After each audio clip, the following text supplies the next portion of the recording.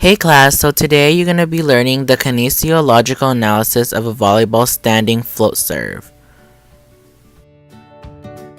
So the first phase, which is the starting position, also known as the serving position. So in this position, you are abducting the left foot slightly behind the right, and the toes are pointed towards the net. The right hip and knee begin to move into flexion as the right leg steps forward, and the opposite if you're lefty. The right or left shoulder is flexed approximately 90 degrees, contracting your deltoid. The opposite arm is in about 180 degree of flexion, holding the ball in the palm of your hand. During phase 2, which is the ball release, the right hip and knee continue to move into flexion as the athlete steps forward with their dominant leg. The left shoulder is brought into extension, contracting the deltoid, and rapidly flexed to release the ball. The right shoulder moves deeper into flexion while the right elbow follows the shoulder into flexion.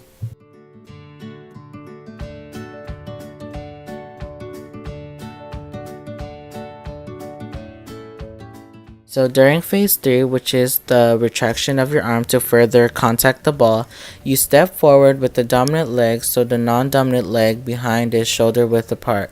The trunk and hips move into the right rotation, the shoulder externally rotates, and the shoulder flexes and adducts to 90 degrees. The elbow also flexes until it reaches 45 degrees.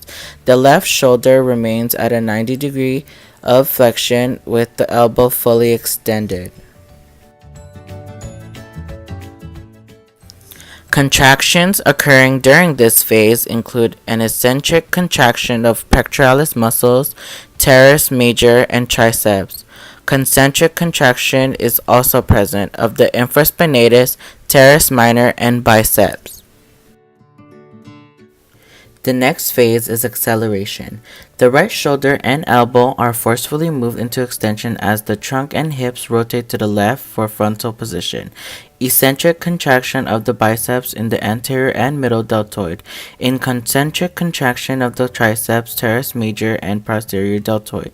The left shoulder and elbow begin to move into extension. The trunk and hips move into left rotation. As the phase of acceleration ends, the ball contact phase begins. The dominant leg is in the back and the non-dominant leg is forward with toes pointed at the net.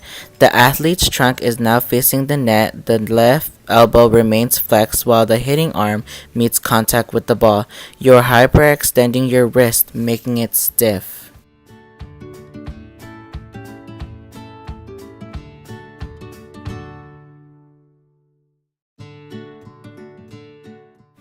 By doing this, you are contracting your extensor digitorum. While moving into extension at approximately 170 degrees, the triceps and teres major, contracting the biceps and anterior middle deltoid, are eccentrically contracting, causing no movement on the ball.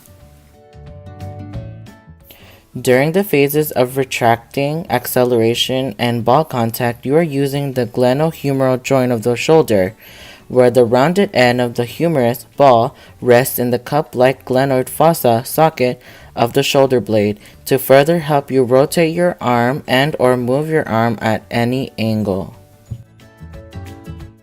And lastly, the fifth and final phase of the standing float serve is the follow-through phase, which the hips and trunk face the net. The right shoulder is held at 135 degree shoulder flexion while the left elbow remains flexed and stable. The autonomic nervous system responses as a performance indicator among volleyball players. Complex motor skills require planning and programming before execution. The autonomic nervous system is thought to transcribe these central volleyball operations at the peripheral level. The specifics of the ANS response is demonstrated through direct recording from sympathetic fibrous. The study of autonomic responses may constitute an inferential model of CNS functioning.